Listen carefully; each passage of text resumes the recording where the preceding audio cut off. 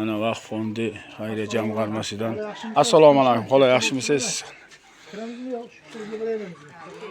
Ya onaga beringlar. Onun yaratış kadar uçtu. Assalomu alaykum. Assalomu alaykum. Onajon yaxshimisiz? Sonlaringiz yaxshimi? Charchamabsizmi? Sog'lik, salomatlik yaxshimi? Bayramlaringiz muborak bo'lsin. O'zgingiz yaxshimi? Charchamabsizmi? Ona assalomu alaykum. Yaxshimisiz? Assalomu alaykum. Onajon yaxshimisiz? Sonlaringiz yaxshimi? Onajon, bize vaqf fondi xayriya jamoasidan katta ehsonimiz bor edi. Shuni olib keldik. Bitta duo qilib qo'yasiz. Assalomu alaykum. Yaxshimisiz? Sonlaringiz yaxshimi? Assalomu alaykum. Tog'a yaxshimisiz? Turmadim uzr. Qandoqsizlar? Yaxshi. Sog'ligingiz yaxshimi? Bitta duo qiling bularni. Duo qiling.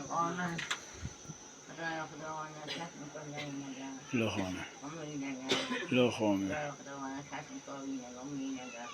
Hareket etsin, işleriyle umudan gitsin, hareketlerine nüfuzunu koruyuna, Xudo'ni yana kemasine ro'za hayitlarga, daha kunlarga hammani nima niyati bo'lsa niyatiga yetsin, ana shaqasini huzurini ko'rsin. Ana shu 96 yoshga kirdim, meni yoshimdan 100 yoshga kirdim.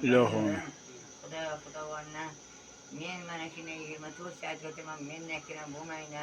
Men faqatgina Xudo sizlarni televizoringlardan, oyog'inglardan qoldirib qilmasin. Ilohim. Mana shunday davlatimizga yaxshi ish ko'rsatinglar.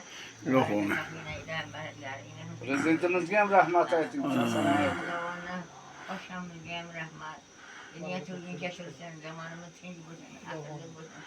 Mana shunday urush davrini ko'rib, tungi yoshga kirib, o'tirman. Xudo'ni hammani topgan to'yga buyursin. Yana ki illerge gene bir problem. Allahu Ekber.